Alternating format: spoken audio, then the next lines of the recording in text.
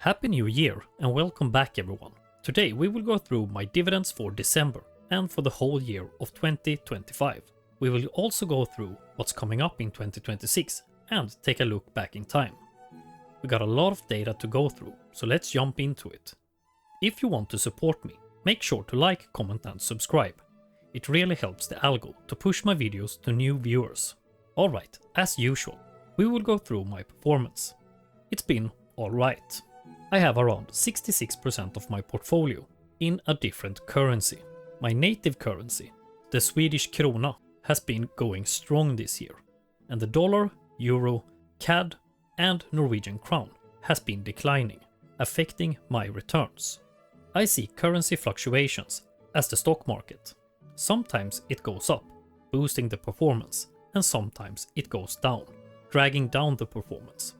All in all, I'm okay with 7.66% for my main portfolio and 3.7% for my high yield portfolio, since the latter was started in August. The value of the main portfolio is 1,231,589 Swedish crowns, and the dollar is about 9.19 Swedish crowns as the year ends. That's 134k in today's dollar value. My high yield portfolio value is sitting at 88,964 Swedish crowns, that's 9.6k in dollars, giving us a combined value of 143.6k dollars. Sweet! Let's talk about income. December is a pretty bad month for dividends.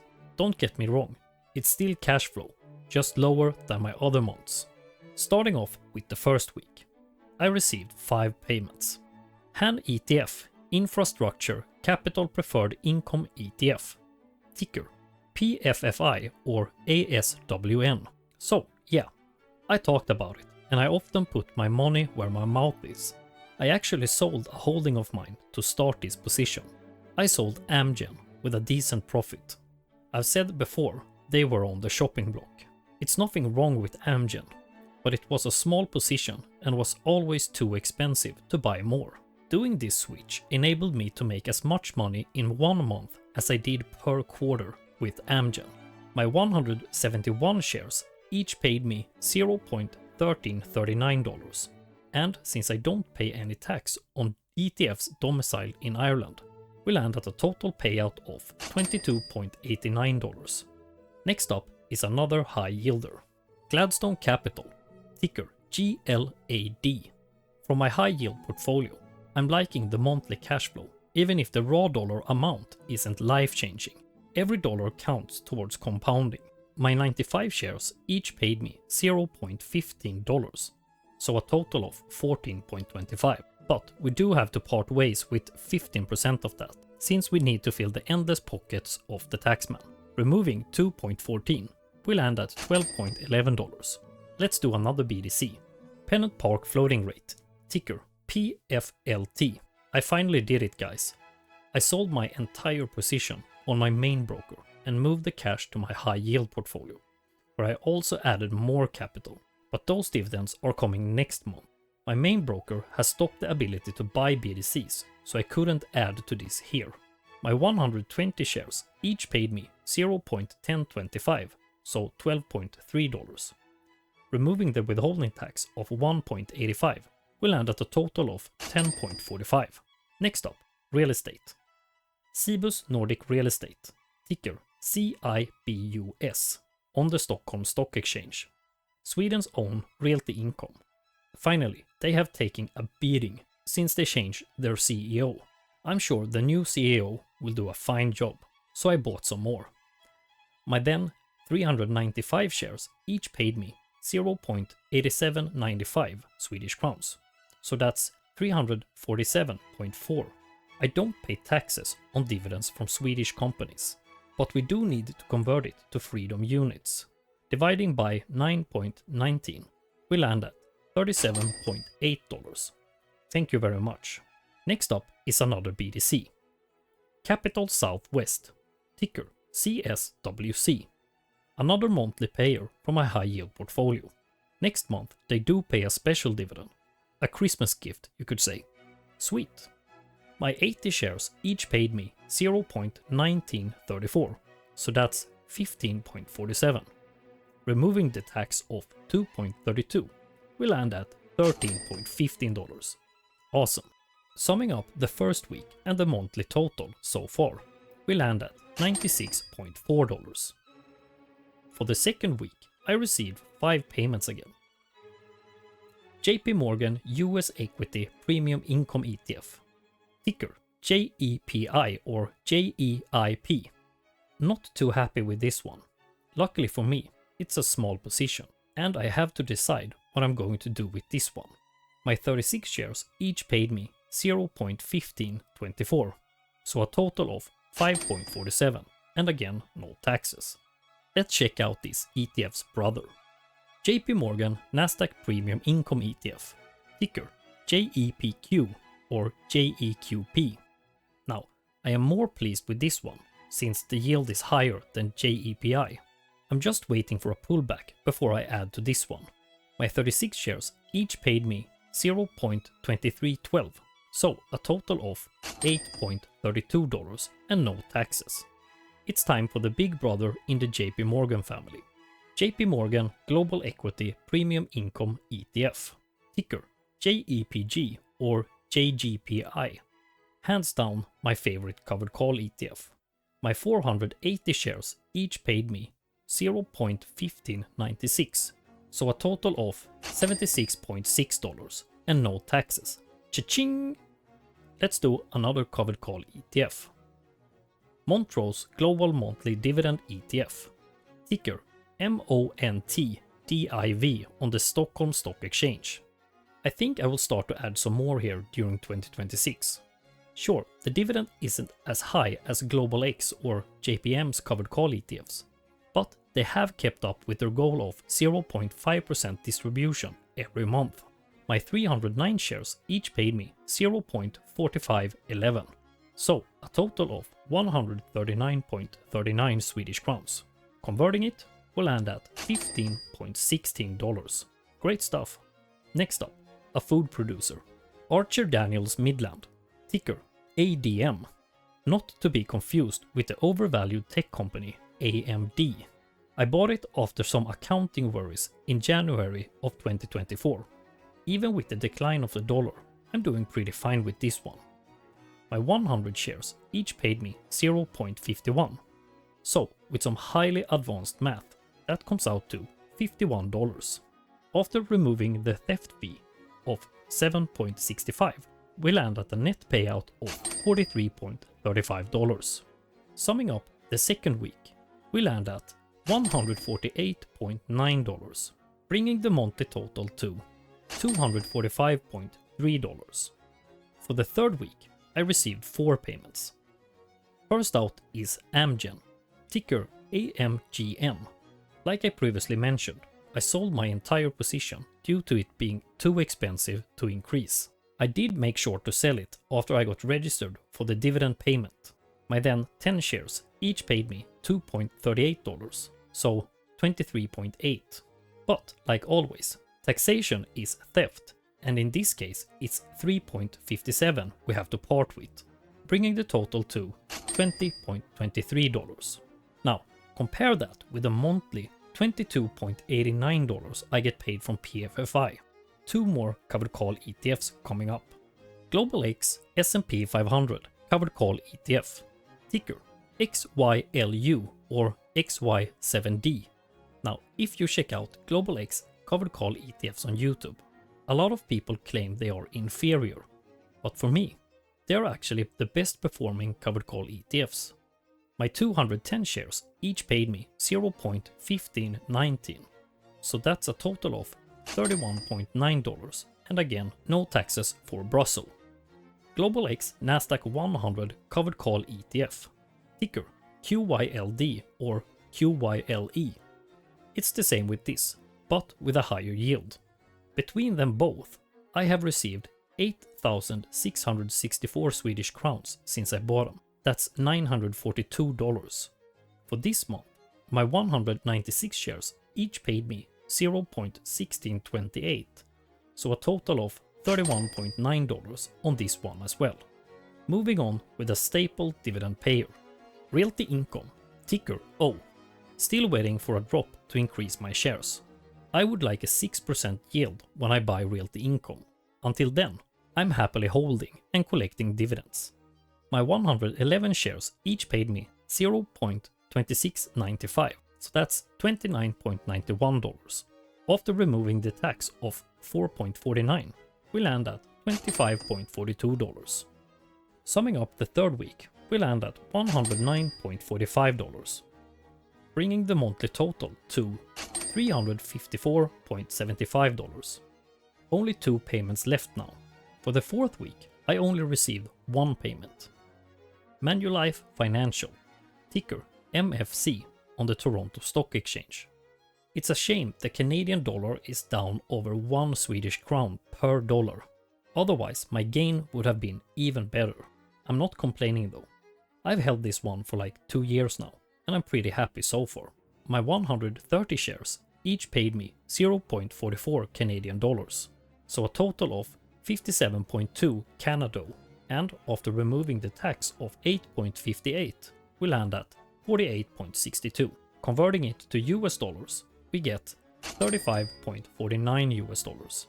Let's go through the last payment for the 5th week before adding it all up, and that is interest from my savings account. I really should move this to a money market fund or a bond ETF. I get 1.3% in interest, and I pay a 30% tax on the savings account. If I were to invest it in a bond ETF, I could get somewhere around 3.5 to 4% and not pay tax on the distributions. Anyway, I was paid 64.34 Swedish crown in interest, and after removing 19.3 Swedish crowns, I'm left with 45.04 Swedish crowns.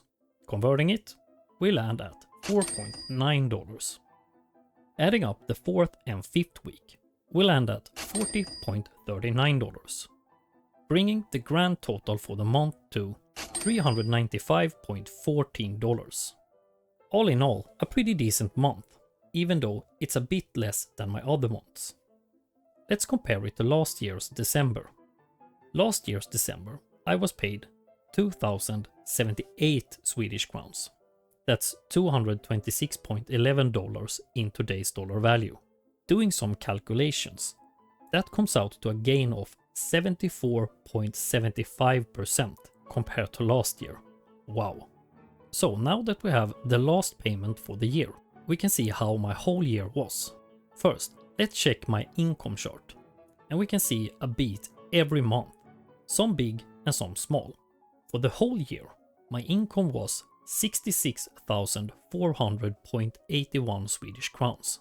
Now, keeping track of the dollar every month is pretty tedious, so I always use the current dollar value, just to give it a ballpark about my income in dollars. If you go back to my old videos, the end number will look a bit different. But like I said, for simplicity's sake, we're going to convert my final yearly income to dollars, giving us a value of $7,225.33. That's $602.11 on average per month after taxes. Is it life-changing yet? No, but it adds to the compounding. I save around $1,000 to $1,100 per month, and I add extra when my business is doing well.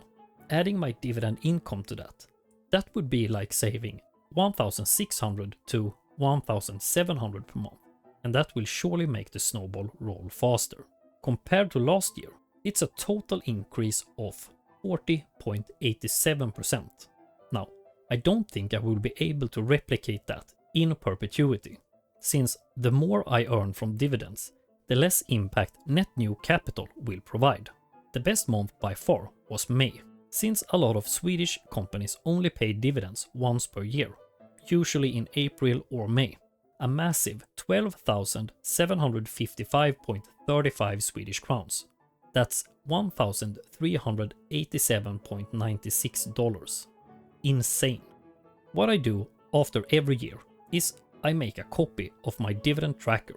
Then I just freeze the numbers. I check the currency for the day and enter it in every place I have to.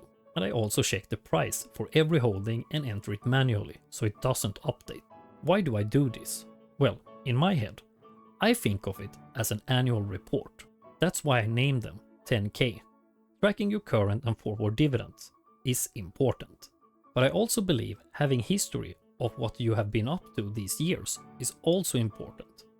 I thought we could go over how my portfolio has changed over the years. I am by no means a buy and hold forever investor. I sometimes sell when I see a better opportunity. Like I did this spring when I sold Philip Morris after their massive run up to an all-time high, and I put it in JGPI. I did the same just a month ago with Amgen and PFFI. So let's check out the earlier years and see what changes have been going on. So let's check out 2021 10K. I would want to add here, I started investing in 2020, but then my income was 200 Swedish crowns. That's about $22 since I started during the fall of 2020. So the 10Ks only counts for the whole year. So we do see some names still in my portfolio, but also a lot of stuff I got rid of during the later years. We have companies like Boliden, a Swedish miner, Castellum, a Swedish real estate company, Lundin Energy, who later merged with Aker BP and spun off their renewables. SEB is a Swedish bank, Peab is a construction company, and SKF, a manufacturing company. We also see Swedish Match, before they got acquired by Philip Morris. Many small positions compared to today. At this point, I only held Swedish and American stocks, and looking at these, we see some dividend staples here. We got AbbVie, AT&T, Coca-Cola, Johnson & Johnson, Pepsi, and Procter & Gamble. Rating this portfolio, I would say it was a good diversified beginner portfolio. I should add, since this was my first 10K I did, I forgot to freeze the currencies. But the dollar was pretty weak at the end of 2021 anyway, so about the same as today. Scrolling down, we can see my portfolio size was 400k Swedish crowns, or 43.9k in US dollars. I had a forward dividend for 2022 of 15,442 Swedish crowns, or 1,673 US dollars pre-tax. We also see the sector allocation. Just pause if you want to take a look. Moving on to 2022. Here we can see I started to add logos to make it more pleasing for the eyes. Still about the same holdings on the Swedish side, with the addition of Kopparbergs. I have a big change in my holding in Castellum. I went from 66 to 400 shares. Castellum was the unicorn of Sweden. In 2022, they had 24 years of uninterrupted dividend growth, and since they fell so hard when interest rates started to shoot up, I was pretty aggressive with my buying. As we can see, they were 14.06% of my invested capital. On the American side, we do see 3M, a dividend king. I bought it cheap and it quickly ran up to $160. I also added a small position in UNP, Union Pacific, and I sold AT&T after the Warner Bros. Spin-off. Scrolling down, we can see the portfolio value was 534.1k Swedish crowns, or 52.1k in dollars. My forward dividend was sitting at 28.2k Swedish crowns, or $2,750. And like before, if you want a closer look at the sector allocation, just pause the video. Oh, I forgot. Fastighet in purple is real estate, and läkemedel in blue is healthcare. And the rest is kind of similar in English. Looking at 2023, the holdings are almost the same. I sold SKF and just increased my then current holdings. Well, this year was a lesson for me. We can see Castellum at 600 shares. I continued my aggressive buying, and this was the year they would hike their dividend for the 25th year in a row. Except they cut it. Entirely. 0. They said they would pause it and continue in 2024. So, just because a company has a history of hiking dividends doesn't guarantee anything. Their finances looked great during a lower interest rate environment. Lesson learned. Well, I got some more lessons. The next one was 3M. They had a flawless hiking record of over 60 years, and they slashed it really good. I also had to get rid of Intel, which I bought in 2021. So 3 cuts from what looked like stable companies, at least at the time I bought them. I also sold Pepsi, since I thought they were overvalued. Scrolling down a bit, we can see some changes.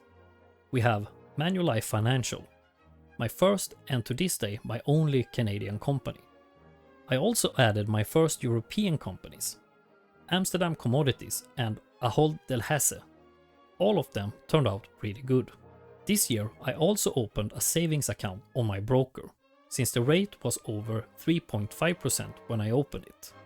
Now the portfolio value starts to get up there. 733.8k Swedish crowns or 79.4k in dollars. Forward income of 33.5k Swedish crowns or $3,636. Let's move on with 2024. Now here is where things started to change. I sold Castellum with a profit, and by the time I sold them, they hadn't continued their dividend, so good riddance. I started shifting more towards higher yielders during 2024. I sold Procter & Gamble, 3M, Union Pacific, Omega Healthcare, Coca-Cola and AbbVie, and I started buying oil stocks, both European and Norwegian, with Aker BP, Vår Energi and Rubis. But I also started buying covered call ETFs. Now, we do see a big jump in the portfolio value, over 1 million Swedish crowns, or 111.1k in dollars. I inherited money after my dad passed away, about 300k Swedish crowns, so around 30k in dollars. 100k went straight into my business to be able to expand. About 100k got invested and another 100k I put in my savings account. My forward income got bumped to 58.5k Swedish crowns pre-tax or 5,736 in dollars. And if you guys remember, that got passed easily in after-tax income for 2025. My yield on cost for the entire portfolio was 6.03% at year end of 2024. And looking back to 2021, we can see it was 4.7%. That brings us to 2025. A lot of my previous holdings are gone, and we can see that I really started to focus more on current income. It's not for everyone, but it fits me perfectly. A last update for the portfolio. I sold and I rebought Pennant Park from my high yield portfolio, and I also added Starwood Property Trust after Christmas. And as you saw from the income part of the video, I also added Han ETF, PFFI or ASWN.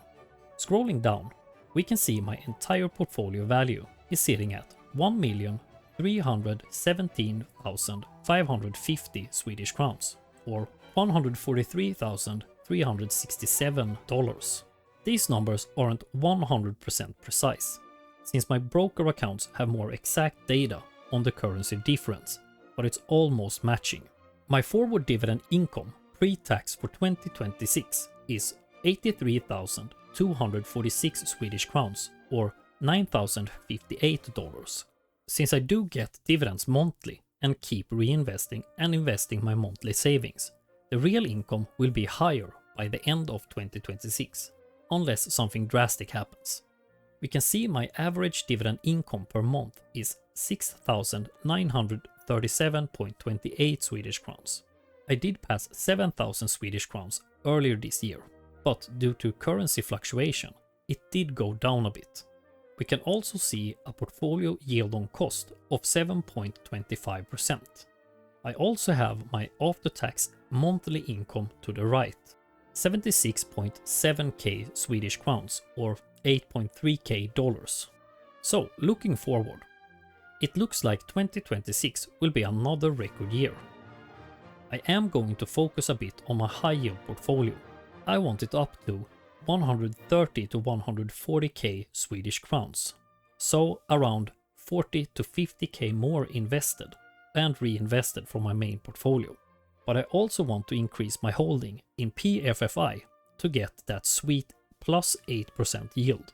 I will do a separate update on my high yield portfolio during the coming weeks, going through my income and my strategy going forward. But I want to hear from you guys. What's your focus in 2026? ETFs? High yielders? I want to know, so make sure to comment down below. I hope 2026 will be a good year for us all. Whether you're a high yield investor, high growth investor, or just an index investor. Thanks for the support during 2025. I will see you next week. Until then, stay smart, stay patient, and keep stacking those dividends. Ha det gött!